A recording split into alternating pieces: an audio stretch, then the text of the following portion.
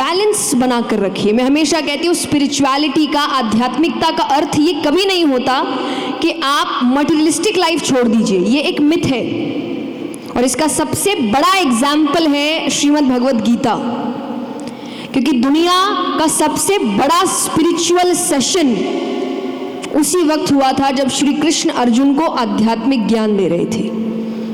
और वो ज्ञान किसको दे रहे हैं? जो आगे जाकर राजा बनने वाला है।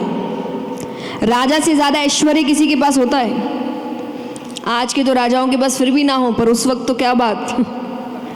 तो इतना ऐश्वर्य तो किसी के पास नहीं होता, उसको आध्यात्मिक ज्ञान दिया जा रहा है। और ऐसा नहीं है कि उस आध्यात्मिक ज्ञान के बाद उसने राज्य छोड़ दिया, नहीं छोड़ा। वो राज्य में रहता है, राज करता है, ऐश्वर्य के बीच रहता है। तो आध्यात्म आपको कमल बनना सिखाता है कि उस पर पानी की बूंद पड़ने के बाद भी वो स्पष्ट दिखती है, वो उसको ग्रहण नहीं करता, बीच में रहता है, वो नहीं छोड़ता। तो यहाँ रहना है, चीज़ों को आनंद भी लेना है, क्योंकि अगर गृहस्थ चुना है तो मैं हमेशा कहती हूँ कि विद्यार्थी जीवन के बाद दो रास्ते जाते हैं, या तो गृहस्थ या वैराग्य। ये आप अपनी मर्जी से चुनिए कि किसको गृहस्थ जीवन में जाना है, किसको वैराग्य। अगर गृहस्थ चुना है तो ढंग से जियो। मैं उन स्पीकर्स में से नहीं हूं जो आपको आकर ये कहे कि ये सब मोह माया है। ये मैं कथा में भी नहीं कहती कि ये सब नहीं करना, सब मोह माया है, सब यहीं छूट जाएगा। छूट जाएगा पता है, लेकिन जब तक है तब तक तो काम करेंगे, तब तक तो अच्छे से जिएंगे। गृहस्थ चुना है तो ढंग से जिएंगे, नहीं चुनना होता तो वैराग्य चुनते, तब रहते जंगलों में। ये बीच का रास्ता चुनना मुझे समझ में नहीं आता। तो गृहस्थ चुना है तो ढंग से जियो, काम करो, मेहनत करो, धन कमाओ, अच्छी जिंदगी जियो, अपने माँ बाप को अच्छी जिंदगी दो। उन्होंने बहुत मेहनत की आपके लिए, अब आपका फर्ज बनता है उनको एक अच्छी जिंदगी देना। उसके लिए तो काम करना पड़ेगा। और कौन कहता है कि पैसे गलत होते हैं? अगर उनको सही चीज़ों में उनका इस्तेमाल किया जाए तो इससे अच्छी चीज़ और कोई नहीं है। जब आपके पास एक अच्छा खासा अमाउंट होता है, पावर होता है, तभी जाकर आप एक बड़े स्केल का बदलाव ला सकते हैं। ये सच है कि नहीं? लेकिन हमें तो बस पैसे का मतलब, कोई पैसा कमा नहीं रहा कि जो है चोर है। यही खुद कमाए तो मेहनत है। तो ये थॉट थोड़ा सा, पैसे को गलत समझना, ये निकाल दीजिए। कमल बनना सीखिए कि सबके बीच रहना है, इस्तेमाल भी करना है, अपनी ड्यूटीज़ निभानी है, लेकिन ये जानते हुए कि ये सब हमेशा नहीं रहेगा। और ये सिखाने का मतलब ये नहीं होता कि आपको इन सब चीज़ों को छोड़ने को कहा जा रहा है। ये सिखाने का मतलब होता है कि अगर ये छूट भी गया तो आप टूट ना जाए, इसी को जिंदगी मान कर ना चले। एक छोटी सी कहानी सुनाती हूँ आपको। एक बार एक ट्रेन में फर्स्ट क्लास कंपार्टमेंट में एक महाराज जी बैठे हैं, सामान है बहुत सारा, बड़े बड़े सूटकेसेस रखे हैं, और सामने वाली सीट खाली है। अभी तक सामने वाला आया नहीं है। तो कुछ देर ट्रेन चलती है, फिर एक स्टेशन पर एक व्यापारी आता है, बिजनेसमैन, सूट बूट पहनकर, यहाँ भी कई पहनकर बैठे हैं। तो सूट बूट पहनकर आता है, बड़े बड़े सूटकेसेस है उसके हाथ में। वो सामने वाली सीट उसी की थी, तो वो आकर बैठ गया। अब वो महाराज जी को देख रहा है कि कपड़े तो अलग अलग रहे हैं, पर फर्स्ट क्लास में बैठे हैं, इतना बड़े बड़े सूटकेसेस हैं। तो उसने थोड़ी देर में मुस्कुराते हुए कहा कि महाराज जी, देखा जाए तो आप में और मुझ में सिर्फ कपड़ों का ही अंतर है। तो महाराज जी ने कहा, मैं समझा नहीं। बोले, हाँ, फर्स्ट क्लास में मैं भी बैठा हूँ, फर्स्ट क्लास में आप भी बैठे हैं, सामान मेरे पास भी है, सामान आपके पास भी है, तो कपड़ों का ही अंतर हुआ ना। महाराज जी समझ गई है क्या बोलने की कोशिश। अब ज्ञानी व्यक्ति की एक खासियत होती है, वो हर वक्त नहीं बोलते, पर जब बोलते हैं तो सटीक बोलते हैं।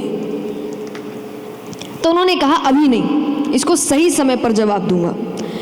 कुछ दूर ट्रेन चलती है, एक स्टेशन पर रुकती है। महाराज जी ने कहा, चाय पियोगे? बोले, हाँ चलिए।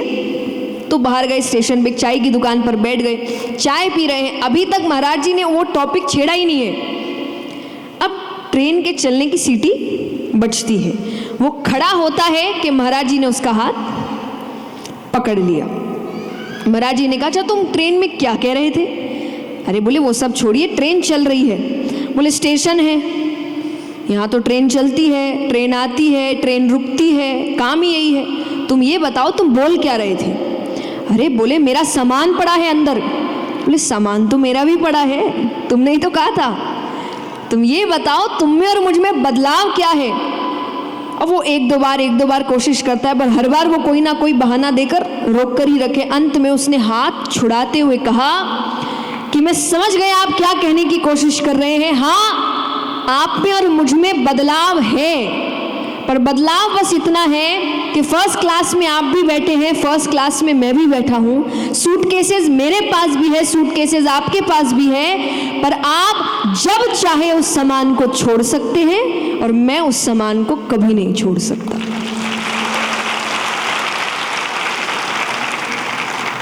तो ये फ्रीडम कि आप जब चाहे जिस स्थान पर है उस स्थान को छोड़ सके, इसको आध्यात्मिक ज्ञान कहते हैं।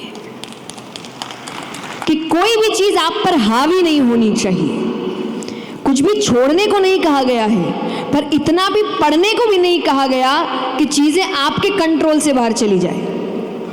भगवान कहते मैंने तुमको दुनिया का मालिक बनाकर भेजा था, तुम सेवक बनने से ज्यादा कुछ नहीं रह गए हो। और दुनिया का सेवक छोड़ो, तुम तो अपनी बुद्धि के सेवक हो गए हो। अपने इंद्रियों के वो जैसा कराता है तुम वैसे करते हो। जैसे रिमोट कंट्रोल होता है ना, आप मनचाहे चैनल्स लगाते हैं। हमने अपना रिमोट कंट्रोल दूसरे को देके रखा है, वो मनचाहे चैनल्स लगाता है।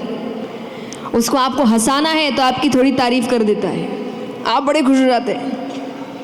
उसको आपको थोड़ा दुखी करना है, एक दो अपशब्द कह देगा, आप दुखी हो गए। गुस्सा दिलाना है, थोड़ी गंदी बातें कर देगा, आपको डांट देगा, आपकी बेइज्जती कर देगा और आपका पारा। तो ये अच्छी बात है, कोई भी आता है और आपको। तो इसीलिए सबसे पहली चीज अगर कुछ करनी चाहिए तो आपको अपनी जिंदगी में स्थिरता लानी है, बैलेंस लेकर आना है। जब इंसान बैलेंस्ड होता है ना, वो हर चीज सही करता है, वो फैसले सही लेता है, वो रिश्ते सही निभाता है, वो काम सही तरीके से करता है। इसलिए कहा जाता है ना, जब बहुत ज़्यादा गुस्सा हो फैसले मत लो, बहुत खुश हो फैसले मत लो, बहुत दुखी हो फैसले मत लो। क्यों? क्योंकि दिमाग बैलेंस्ड नहीं है ना। वैसे ही ज़िंदगी में भी एक बैलेंस होना चाहिए, और वही बैलेंस आपको समझाएगा कि आपकी ज़िंदगी में सुकून का क्या महत्व है। एक बार, क्योंकि यहाँ बहुत कॉमर्स फील्ड के भी लोग हैं, तो एक बार एक व्यक्ति जो सीए है उसको एक ऑफ़र दिया जाता है। अच्छा काम करता था, मेहनती, ईमानदार, अच्छे से काम करता था, अच्छा कमाता था।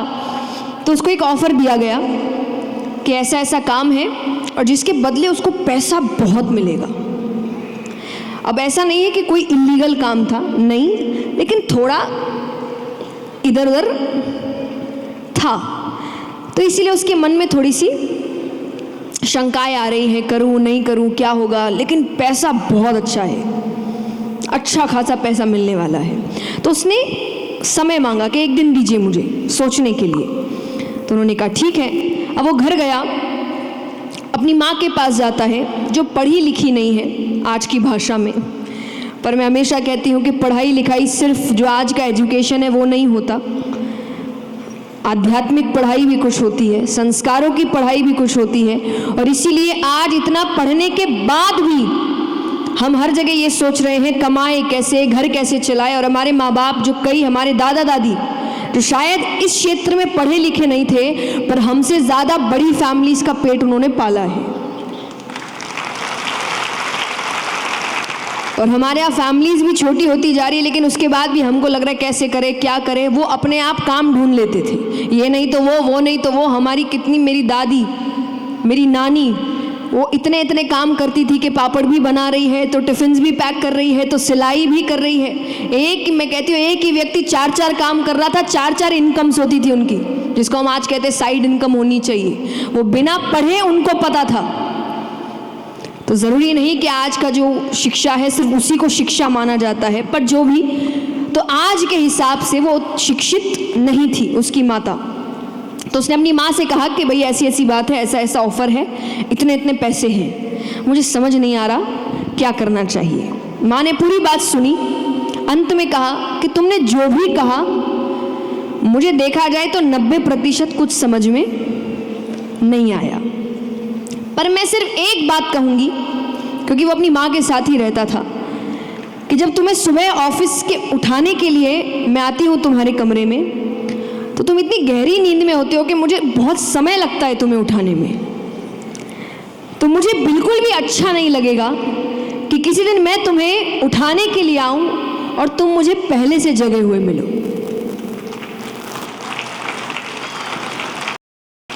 समझ रहे हैं आप? मतलब कि उसकी जो चैन की नींद है वो ख़त्म हो चुकी है, कि उसको रात रात भर नींद नहीं आ रही। तो वो कह रही ऐसा कोई काम मत करना कि जो चैन की नींद में तुम सोते हो ना, कि तुम्हें उठाने में समय लगता है, तुम्हें इतनी अच्छी गहरी नींद आती है, ये खराब ना हो जाए। बाकी जो करना है करो, इस नींद को खराब मत होने देना। उस नींद का नाम है सुकून। मैं हमेशा कहती हूँ, if you have to choose between money and peace, always choose peace. क्योंकि पैसा आने के बाद भी अगर आप अपने घर में रो ही रहे हैं तो उस पैसे का कोई मतलब। एक बार एक व्यक्ति पार्क में झूले पर झूला झूल रहा है और खुश है, सुकून में है, मुस्कुरा रहा है। सामने से एक गाड़ी वाला व्यक्ति जाता है, उसको बोलता है क्या समय बर्बाद कर रहे हो, काम करो जाके।